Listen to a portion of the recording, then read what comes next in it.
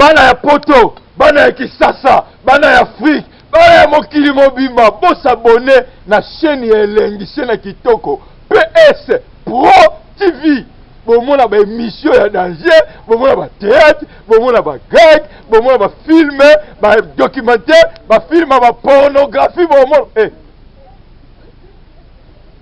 Betili Bakou, porno a été retourne en ngolo. Abonnez-vous.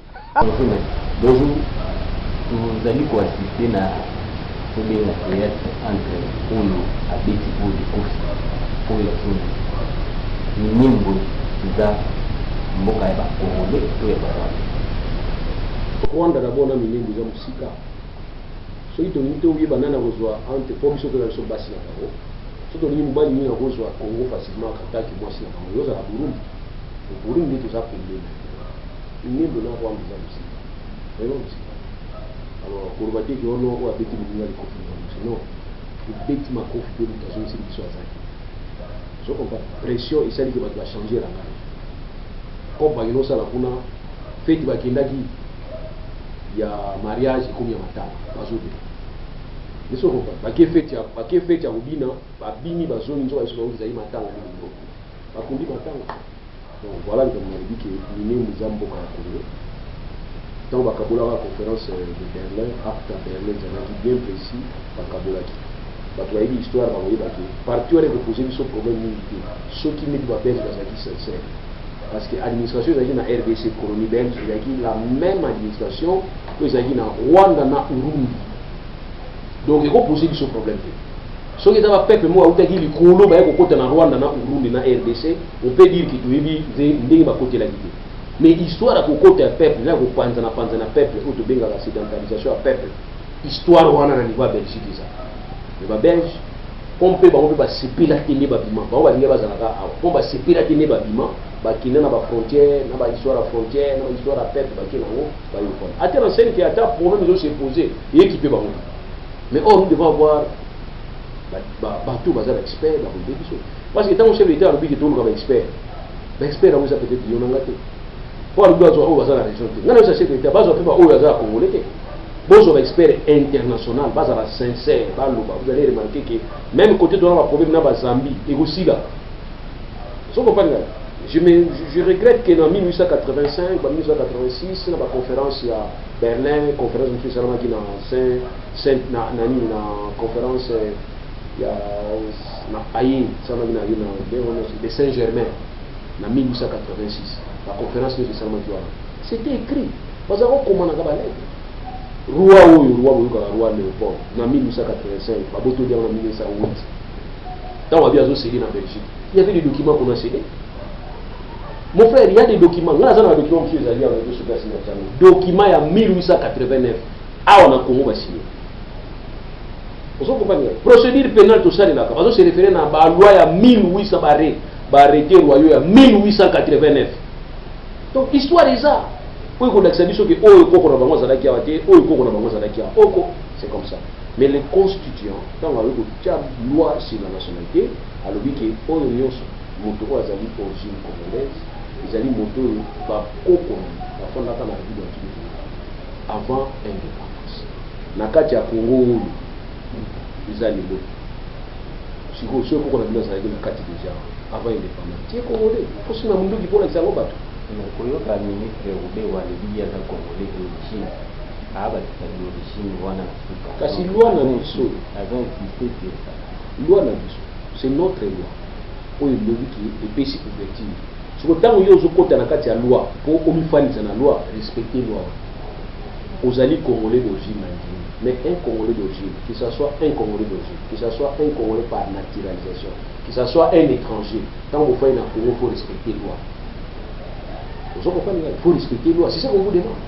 Mais si vous respectez la loi, à ce moment-là, c'est quoi? À ce moment-là. Oui, bien, infraction, vous avez une infraction, intelligence en fait. Vous avez une infraction, toujours on défend dans votre. Donc il suffit seulement on va bien en mingi na ba ennemi zo bunza RDC période ba okanga yo. Batu musuto bengi na ba code moko bu code ya Rwanda ya ma téléphone. On a un problème qui pour infraction au bazo kangina ngo batu simple sans défense. Donc on dit qu'il y a certains comportements quand tu es congolais il faut que je me qualifie. motema na yo tozopela yo kotika na Congo mabe na bango ezali zo toza na Congo makanisi ya wana yango nde tokokutana na bango.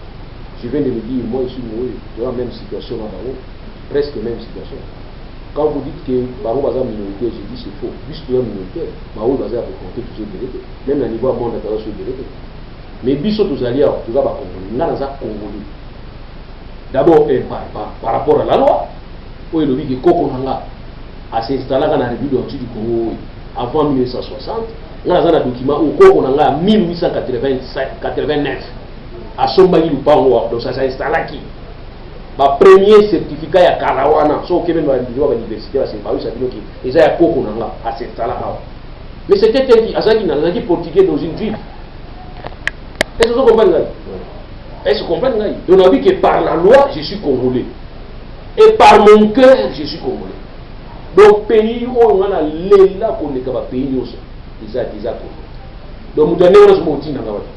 Mais bino za tanto boza kaka wa simbi ka litoyi muke mushamurenge kaka masiriki on a tini troupe na ngai no bazo mettre tout ça ils ont dérangé biso ma vous êtes na bille telinga.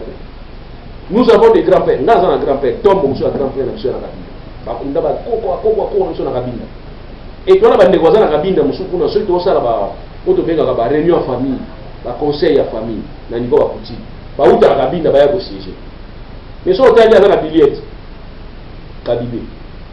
Mais comme on a vu une différence, on a vu sur la bannière monnaie des amis. Makamzo les gars na kabine itali bisote. Bango pe kuna makamzo les gars na Congo kuna ba oyo itali ba muti. Mais ba mashamurenge bazo kote bango na ba communauté internationale.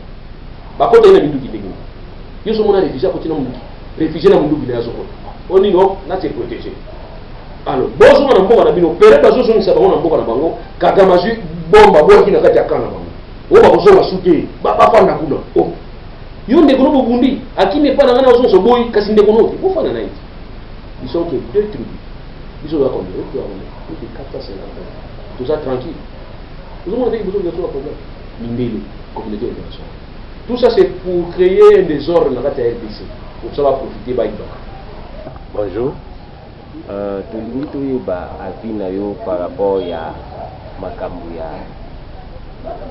minembo oyo ba bourgmestre oyo ba antécédent et comme télé et qui ba politicien ba comme mona que non balkanisation lingi kota na moka avis na yo. Oui, monsieur le journaliste, avis na ngai ezali que il faut retenir, même les Congolais qui me suivent doivent retenir que le Congo ne sera jamais balkanisé.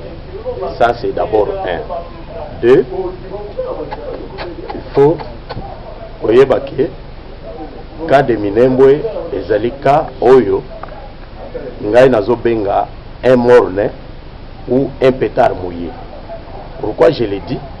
C'est parce que c'est une histoire qui s'est passée juste quand le président de la République n'était pas dans le pays. Et vous savez, je vais vous rappeler que Kawana ezalika moko na mikolo ezali koya okomona ke ekosimba te tala na mikolo elekaki le ministre Roberwa et le ministre Kankonde de l'intérieur zalaki na justice pour les mêmes problèmes. Alors il s'est disputé entre deux nani akoki kosala nomination ya ba bourgmestre sur l'étendue du territoire national. Et justice c'est ça qui le ministre de l'Intérieur raison. Et lobby que c'est lui qui doit faire ce travail-là. Cela veut dire Roberwa n'avait plus les prérogations ya kokende kocha bourgmestre kuna na Minembwe. Et nous attendons Oyo Gilbert Kankonde à Kosala comme nomination sur toute l'étendue de la République. Nde yango kozala considéré. Et je vous assure que lorsque Bakosala yango, vous allez voir que les Minembwe qu'on a nommé aujourd'hui, le bourgmestre ne sera pas repris sur la carte de la République comme commune. Parce que c'est une commune qui n'existe pas. Nous savons que Rwandais a toujours un souci. Il y a Kokata partie à Est pour récupérer, comme il y a beaucoup de richesses là-bas. Mais ils ne le feront pas, ils ne sauront pas. Parce que notre pays sera toujours uni, un et indivisible. Donc je ne pense pas que Eloko Yandengwana est Koki Kosalem. Et puis je voudrais aussi ajouter une chose, que Roubaix-Roy, comme il a senti que le remaniement se pointe à l'horizon, bientôt là, il y aura un remaniement. Peut-être, na Kotala na ye a monique, na kozala sous na gouvernement. Alors, quel est le rapport que je vais donner à ceux-là qui m'avaient envoyé ici au Congo pour n'a quelque chose de récupérer parti à Est? C'est ainsi qu'il s'est précipité pour faire cette histoire-là. Même s'il partait, il va leur dire que non, moi j'avais déjà fait, alors c'est à vous de vous battre, et ça ne me regarde plus. Vous voyez comment cette précipitation-là, qui ne va pas donner quelque chose, qui ne va rien faire en RDC, et la preuve en est que vous avez vu lorsqu'ils ont fait ça, le président n'a rien dit. Je pense que dans tout ce qu'il fait, c'est comme si il sort perdant, mais à la fin c'est lui qui sort gagnant. Voilà un peu mon point de vue que je peux émettre sur ce point-là. Merci. Merci. Merci. Pour ce qui pour ministre, Premier ministre a déplacé président et ministre intérieur. Président déplacé, Premier ministre a signé acte Bokende Boinstane. Et Nani Azana m'habilité wana ya poser acte d'une façon officielle.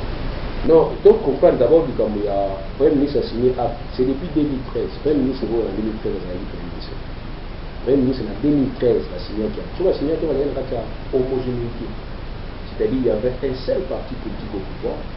Il y avait un seul parti politique majoritaire au niveau parlement. Il y avait un seul parti politique qui a nommé le magistrat. Il y avait un seul parti politique qui a nommé le soldat. Il y avait un seul parti politique qui a nommé le mandataire. Donc ça dit que c'était un seul parti politique qui dirigeait. Vous comprenez? Il y a aussi un contexte où on a signé qui décret où il s'agit de miner où il commence à dire que il y a et nous ne sommes plus dans ce contexte. Donc comme hétérogène. Ok? Donc comme dans la coalition. Quand on est en coalition, décision que les hommes qui dans vous allez dire dans où il est tout à fait normal. Donc discuter on peut ces exemples très banal. Vous allez dire célibataire, vous allez dire quoi malé ou en point au Bali. Vous allez imposer moi si vous voulez dire malé ou en point. Moi je dis non on a y pour la pour la pour la qui n'est moi si on va dire n'est mon qu'on a makabo ya décret. Bah on va dire que vous fallait pas non pas quoi bino yesika tala décret toujours qui a on discuter mais vous ne discutez pas. OK vous n'avez rien au tia tant au tia moi makelele qui on a qui n'est pas comme donc fait il y a une balle bon on fait qu'il y a matin donc la manipulation au bien on a poussé mais oh il y a on va dire premier ministre à quel Bumbashi mais là il y a eu casse là fallait pas qu'il les gars tous va suivre ça qui il y a eu tous parce que qui les lots bazo kutanate bazo sala auto bien la vidéoconférence est-ce que dans Bumbashi na Kinshasa ils avaient dit que lui pouvait se tenir devant son poste voilà biso do so na Paris aussi que do so na peine vidéo kasi yango na réunion le sangani bino nyos pour continuer kati ya groupe de so kasi yango ne conférence comme ça na mikolo pour na conduite tu vois ni premier ministre azali na Bumbashi batinde le somba so mingi ai awa tu so ma comme kasi politique ya mwana biso ko wona so sa politique za ara ko kosa basi na mona organisation ta batinde yo na tuya kuna yo kan donc ezali gouvernement moko coalition mais bazana beaucoup moko il y a un moment les autres gens à moi qui la possibilité de rendez-vous en 2023 au moment où on finit là on a les assumes comme un robot on est déjà gentil à l'hôpital donc enfin la première question de quoi monsieur l'État est l'hôpital à RDC si vous êtes la communauté de la DC de l'État où il y a les troisième à l'hôpital à Kabila pas à l'hôpital à la police où il y a encore un quatrième à l'hôpital à la Félix à l'hôpital à Kabila à l'hôpital à la Paris vous avez un pays. Bon, voilà. Donc, ça dit, le président va avoir Sika dans la difficulté. Il faut écouter un chef de l'État à Kala, Kabila, et puis il faut écouter un chef de l'État à Kala, Tshisekedi. Vous comprenez? C'est le troisième plan, vous avez soit ça 3, ça 3. Il faut avoir quatrième, il faut écouter un Kabila, il faut écouter un Tshisekedi, il faut écouter. Il y a un communisme. Les communismes.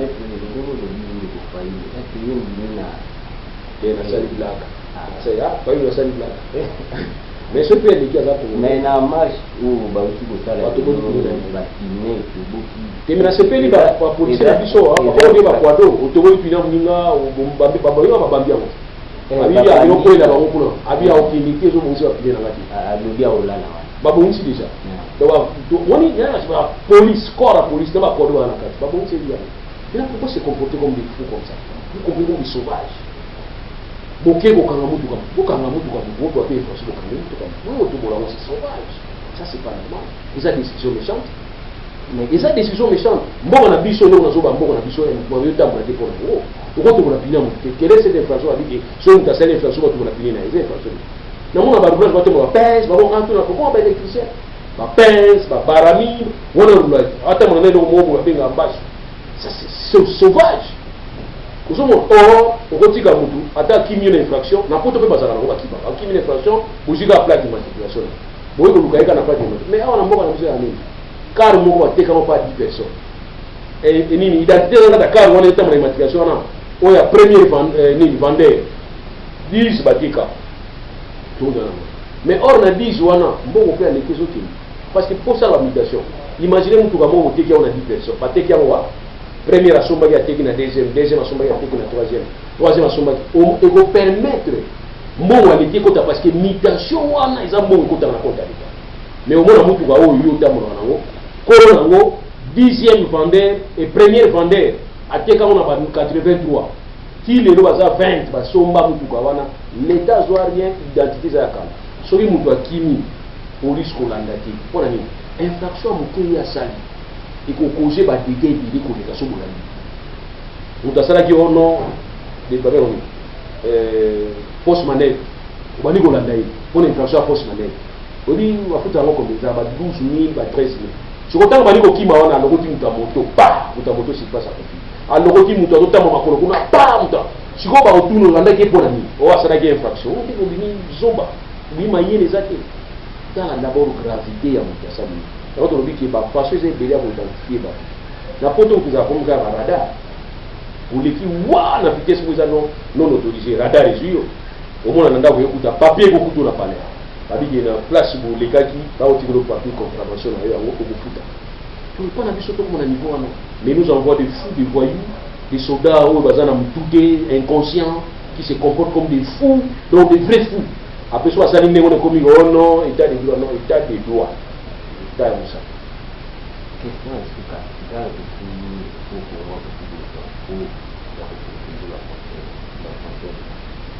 au fait, nous avons protégé la frontière, ils ont mis une indépendance à Congo. Mais c'est dans le cadre de la communauté internationale. Qu'est-ce que vous comprenez? Dans le but qu'ils ont dit, principe fondamental dans le groupement autosalant au niveau des Nations Unies, intangibilité des frontières. Donc, on peut toucher les frontières à côté. Mais donc, tu as bouger borne, les infractions. Il faut bouger borne à côté. C'est deux choses à la droite. Donc, les principes fondamentaux où les Nations Unies ont défendre. Il y a une intangibilité à frontière dans le droit de sécurité, souveraineté à pays. Frontière, il y a un roi qui a soutenir la TV. Nga bani ko loba uzoyo kangati comité des autres fandi o eza faire bobo arranger kaka voilà merci bana ya poto bana ya Kisasa bana ya Afrique bana ya mokili mobimba bosabone na chaîne ya elengi chaîne ya kitoko PS Pro TV bomona ba émission ya danger bomona ba théâtre bomona ba gag bomona ba film ba documentaire ba film ba pornographie bomona ibetili baku porno ate otuna ngulu abonnez-vous.